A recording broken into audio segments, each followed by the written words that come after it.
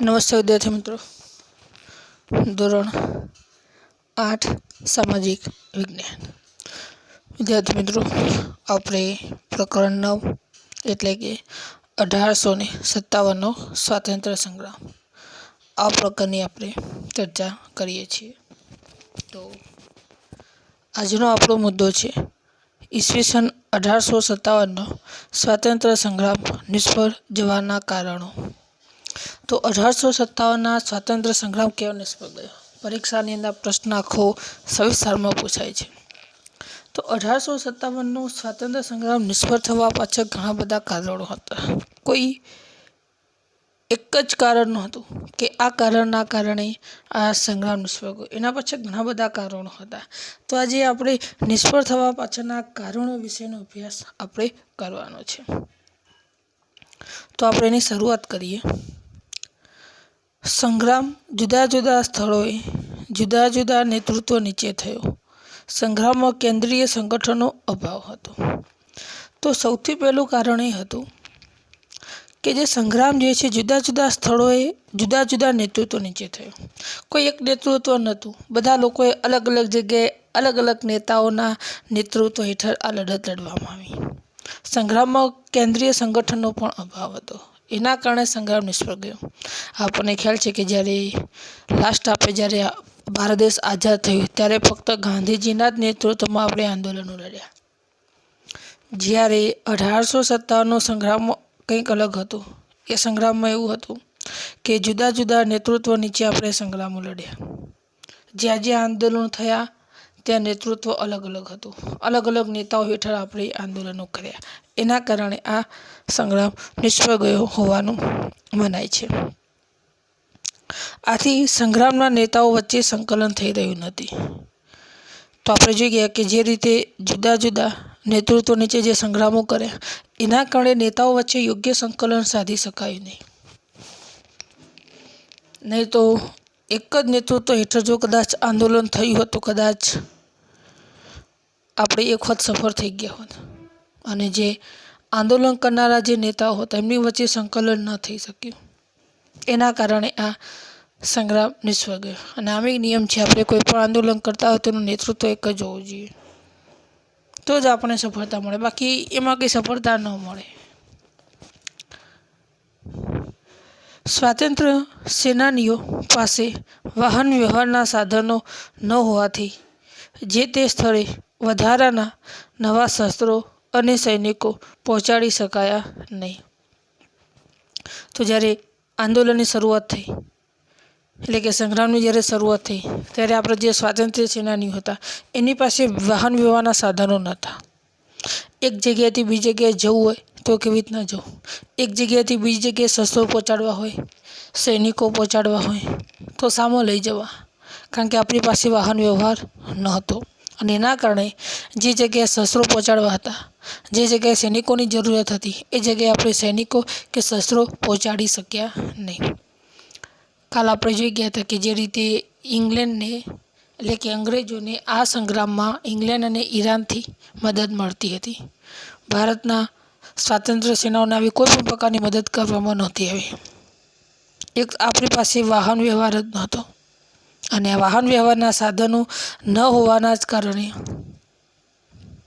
જે વધારાના નવા શસ્ત્રો હોય કે પછી સૈનિકો હોય આપણે જુદી જુદી જગ્યાએ પહોંચાડી શક્યા નહીં. એના કારણે આપણે નિષ્ફળ નીવડ્યા. કારણ કે જે જગ્યાએ મોટું યુદ્ધ થયું હોય, મોટો સંગ્રામ થયો હોય ત્યાં શસ્ત્રોની જરૂરિયાત પડે, નવા સૈનિકોની પણ જરૂરિયાત પડે. અંગ્રેજોના સૈનિકો વધારે હોય અને આપણા ઓછા હોય તો આપણા સૈનિકોની સંખ્યા પણ વધારવી પડે. પણ વધારાના સૈનિકો લાવવા ક્યાંથી? વાહન વ્યવહાર તો હોવો જોઈએ અને એના કારણે આપણે નવા શસ્ત્રો કે સૈનિકો પહોંચાડી શક્યા નહીં. એક આ કારણ પર નિષ્ફળ થવા પાછળનું હોઈ શકે છે. સ્વાતંત્ર્ય સંગ્રામ 31મી મે 1857ના રોજ ભારતમાં એકસાથે શરૂ થવાનો હતો, પરંતુ તે માર્ચ મહિનામાં જ શરૂ થઈ ગયો. વિદ્યાર્થી મિત્રો, 1857નો જે સ્વાતંત્ર્ય સંગ્રામ જે છે એનું આયોજન આપણે 31મી મે 1857ના રોજ આયોજન કરેલું હતું. પણ આપણને ખ્યાલ છે કે મંગલ પાંડે આટલી ધીરજ રાખી શક્યો નહીં અને એને નિશ્ચિત તારીખ કરતાં વહેલા એને આ સંગ્રામની શરૂઆત કરી દીધી હતી. અને એના કારણે એક આ કારણ પણ હોઈ શકે છે કે નિશ્ચિત તારીખ કરતાં વહેલા સંગ્રામ શરૂ થઈ ગયો. કારણ કે આપણે આયોજન કર્યું હતું 31મી મે અને આયોજન બધું ખાનગી હતું. અંગ્રેજોને ખ્યાલ જ નહોતો કે આપણે આવું કોઈ આયોજન કર્યું છે. અને 31મી મે 1857ના રોજ એકી સાથે અંગ્રેજો સામે આપણે સંગ્રામ કરવાનું આયોજન હતું ખાનગી રીતે. પણ મંગલ પાંડે જે રીતે નિશ્ચિત તારીખ કરતાં વહેલા એમની સંગ્રામની શરૂઆત કરી દીધી અને એના કારણે અંગ્રેજો સચેત થઈ ગયા. અંગ્રેજોને ખ્યાલ આવી ગયો કે ભારતની અંદર આવું કોઈ પ્રકારના સંગ્રામનું આયોજન કરવામાં આવ્યું છે અને જે આ સંગ્રામની અંદર આપણે પછી વિજય પ્રાપ્ત કરી શક્યા નહીં. આથી આ સંગ્રામનું આયોજન વેરવિખેર થઈ ગયું અને અંગ્રેજ સરકાર સાવચેત પણ થઈ ગઈ હતી. મેં વિદ્યાર્થીઓ હમણાં જ મેં તમને કહ્યું કે નિશ્ચિત તારીખ કરતાં વહેલા આ સંગ્રામની શરૂઆત થઈ ગઈ હતી અને એના કારણે આપણું જે આયોજન હતું વેરવિખેર થઈ ગયું. લોકો મૂંઝવણમાં હતા કે આપણે મંગલ પાંડે સાથે જોડાવું કે 31મી મે સુધી રાહ જોડાવું. બે ભાગ પડી ગયા. કેટલાક લોકો મંગલ પાંડે સાથે જોડાયા તો કેટલાક 31મી મે સુધી રાહ જોવા માટે તૈયાર હતા. એના કારણે આ સંગ્રામનું આયોજન વેરવિખેર થઈ ગયું. યોગ્ય આયોજન ન જળવાયું. બીજી બાજુમાં અંગ્રેજોને પણ ખ્યાલ આવી ગયો કે આવા જ પ્રકારનું આયોજન કંઈક કરેલું છે. એના કારણે અંગ્રેજ સરકાર પણ સાચવેત થઈ ગઈ, જેથી કરીને આપણા ભારતીય સ્વાતંત્ર્યકારો સાથે લડત લડી શકાય. સ્વાતંત્ર્ય સંગ્રામનું ઉગ્ર સ્વરૂપ મોટા ભાગે ઉત્તર ભારતના કેટલાક વિસ્તારો પૂરતું જ મર્યાદિત હતું.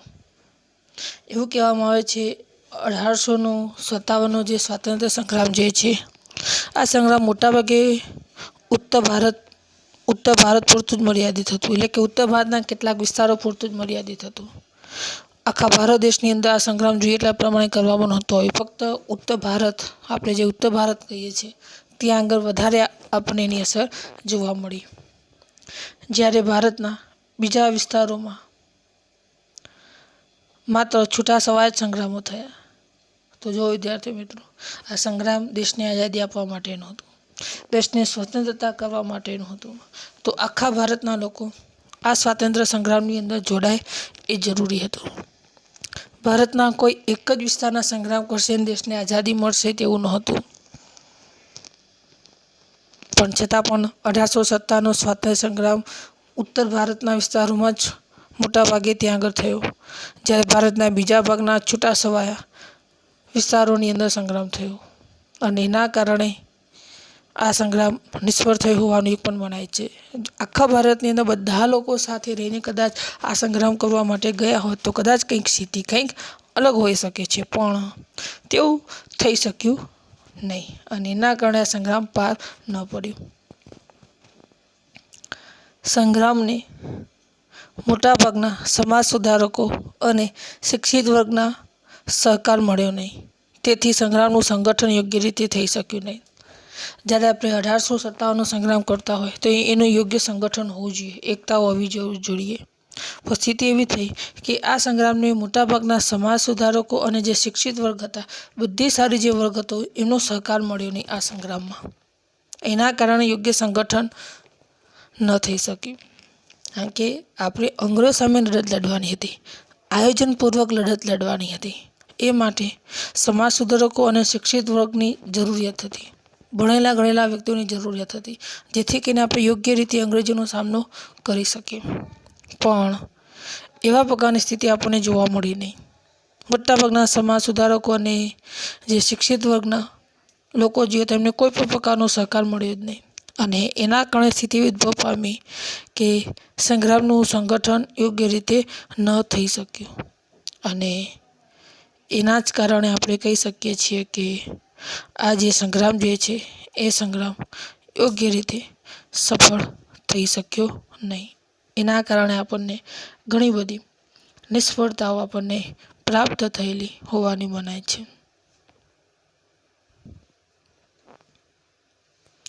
આગળ જોઈએ, ભારતની પ્રજામાં અને સંગ્રામના નેતાઓમાં પ્રાદેશિક ભાવના વધારે હતી અને રાષ્ટ્રીય ભાવના ગૌણ હતી.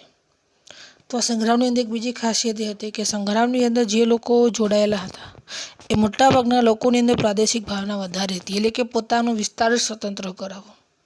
આખા ભારત દેશને આઝાદી આપવાની ભાવના નહોતી, જેને આપણે રાષ્ટ્રીય ભાવના કહીએ, એ ગૌણ હતી. એના કારણે આપણને સફળતા ન મળે.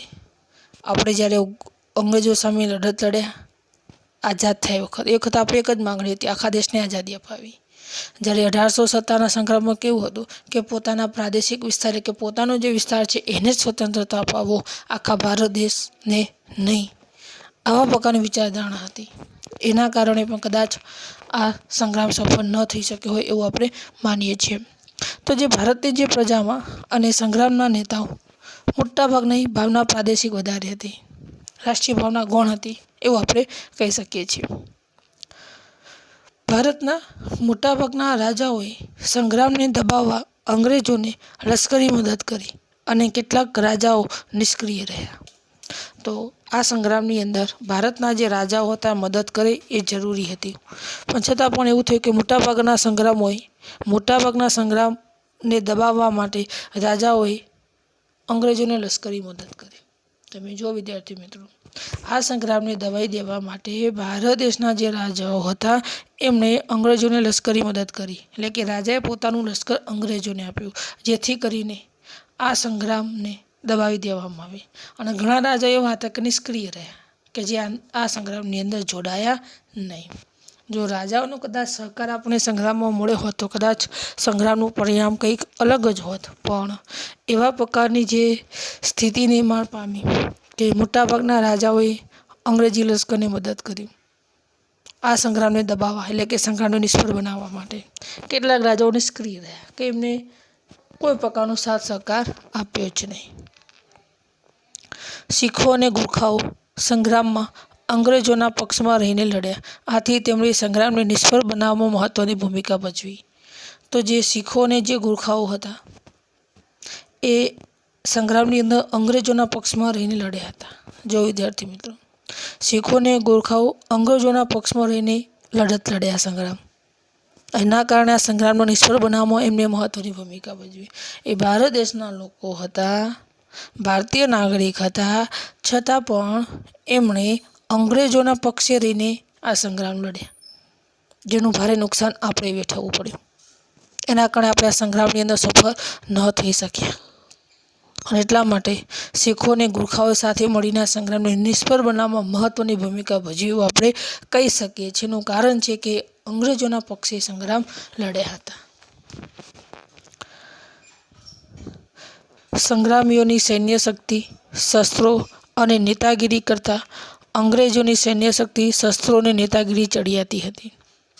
તો એક બીજી વસ્તુ આપણે અહીંયા જોવા મળી કે જે સંગ્રામીઓ, એટલે કે ભારત દેશના જે સંગ્રામકારીઓ હતા એમની સૈન્ય શક્તિ, એટલે કે આપણી સૈન્ય શક્તિ, આપણા શસ્ત્રો અને આપણા નેતાગીરી કરતાં અંગ્રેજોની સૈન્ય શક્તિ, એમના શસ્ત્રો અને એમની નેતાગીરી આપણા કરતાં ચડિયાતી હતી. એમની પાસે સારા આધુનિક શસ્ત્રો હતા, સૈન્યની સંખ્યા પણ આપણાથી વધારે હતી અને સારું નેતૃત્વ હતું.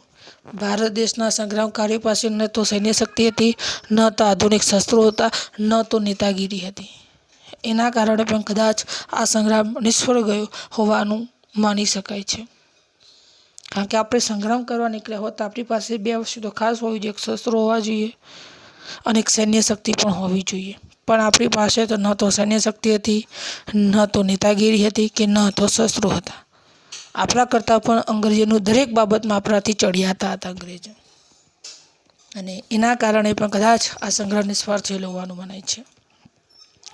સંગ્રામના નેતાઓએ અંગ્રેજોને હરાવી ભારતમાંથી કાઢી મૂકવાને બદલે પોતે ગુમાવેલી સત્તા પાછી મેળવવાના ધ્યેયથી લડ્યા હતા.